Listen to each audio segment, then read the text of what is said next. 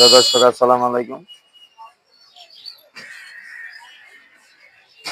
আমি আসাদ কবিরাজ, কালামপুর বাজার মামার শরবত আপনারা পাচ্ছেন। আসবেন কালামপুর বাজার ইনশাল্লাহ। যারা 30টা রোজা পালন করেন তারা আসবেন।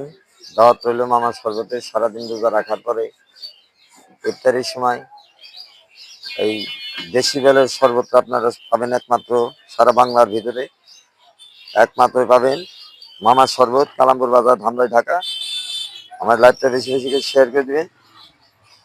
আসবেন আপনারা কালামপুর বাজার ইনশাল্লাহ।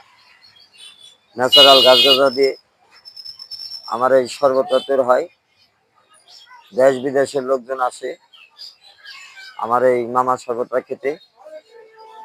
সারাদিন মাহে রমজান মাসে দোকানটা বন্ধ রাখা হয়। 4টার সময় এই দোকানটা খোলা হয়। এখন ধোয়া পাগলা চলতেছে ইনশাল্লাহ।